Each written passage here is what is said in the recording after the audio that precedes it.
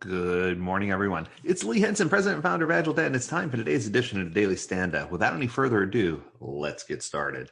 So today I thought it would be fun to review an article that was brought to my attention. It was called The Top 6 Ways to Achieve Agile Success. Now, these aren't necessarily ones that I've picked out, and this is my first time walking through and reviewing the article, but I thought it'd be fun to review it live with you. Let's go ahead and dive in and see what we got. So number one says, guide, don't manage. Oh my goodness, let me tell you, I can relate and I agree. You should encourage people to do what's right. You should encourage teams to self-organize. Let them make their own decisions. It doesn't necessarily mean that there's no direction or there's no boss. Just like I say all the time, there's only one thing worse than some direction, and that's no direction. And everybody knows there's only one thing worse than no direction, and that's one direction. They're horrible. Anyway, that's your music joke for today. But in some ways, the team needs to be autonomous. They don't necessarily need a boss. They need a leader. They need a guide. They need a coach. They need someone who's going to just get them to where they need to be and help support them without enabling them. And I think that's the key there. Tip number 2 is to involve everyone. This is the big one.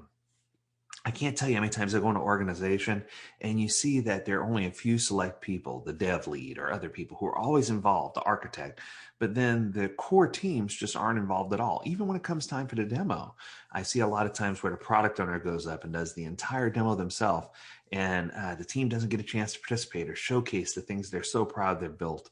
It's frustrating. And I think that we need to make sure we're involving everyone from end to end on the spectrum, whether it's a regular drop-in session, or whether it's, hey, just checking in to see how things are going. I think everyone needs to have an equal voice and everyone needs to be involved. Coming in at number 3 is trust and be trusted. I tell people all the time that I come into a relationship by giving you implicit trust. I trust that you're going to do the right thing. I trust that you have my best interest in mind. I trust that we're going to work together. I trust that everything's going to work out. And I think that all too often we don't come in with that trust mindset. If you trust people, then you're bound to be trusted. You get this culture of trust that's built, and you have an open door, open office policy, or whatever the case may be, where people can check in with you and make sure you're checking in not just on whether things are getting done, but check on personal well-being of people. Celebrate their successes with them. Talk to them about what motivates them, what drives them, what gets them to where they need to be. Next, on number 4 on the list is be honest, transparent, and open-minded. This is one that probably is my favorite of the entire list so far. Any organization that claims to be agile has to continue to try to strive to do better. They have to find better ways to do things.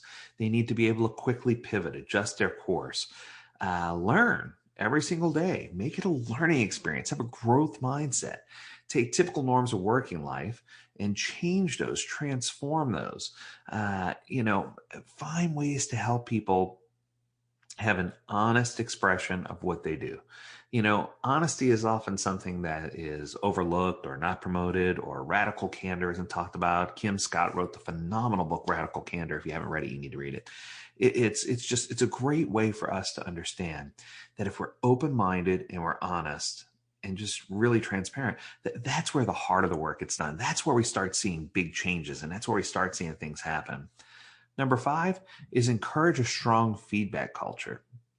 Now, this is interesting because I want to be careful with this one. This is one where I'm teetering on saying, ooh, I don't know. You want to have strong feedback and empowering people, but you also have to understand that it opens the door for conflict, and it opens the door for, leadership to feel like they have that strong feedback culture where they can call out everything that's wrong. The key is you want to nip problems in the bud early. You want to help solve problems, but you don't necessarily want to be a disruption to the team making forward progress. So you got to have that balance, right? And you can encourage each other, encourage the team to promote each other and to sustain each other, encourage them to applaud and to cheer on new ideas. And I think that that's going to be the key to creating that strong feedback culture. And then finally, the last one, I love this one. Number 6 is be a rule breaker. Now, any of you who know me, right out of the gate, I tell you, anyone who goes and gets the book, whether it's Agile for Dummies or Scrum for Dummies or whatever for Dummies, if you start looking at those books right? And you start living by the letter of the law, that's going to make you the dummy, right?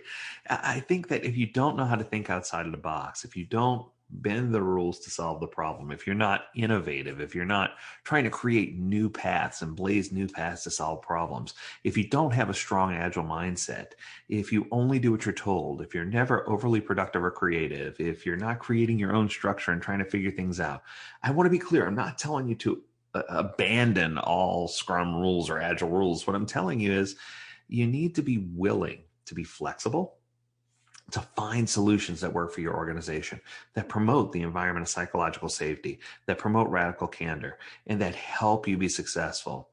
These are the keys that are going to help you really energize your organization. These are the keys that are going to help leadership feel like they have some form of collective synergy. And these are the keys that are going to help you accelerate your agile, embracing your agile. And it's going to help you accelerate your agile embodiment. That was the word I was looking for. So that you too can really get excited about doing agile in your organization and really see things accelerate. So I hope you enjoyed this edition of the Daily Stand-Up. As always, we encourage you to visit agiledad.com where you can learn more about this topic and many others. As always, we encourage you to stay healthy, stay well, and stay agile, my friends. Until next time, do take care. We'll see you real soon.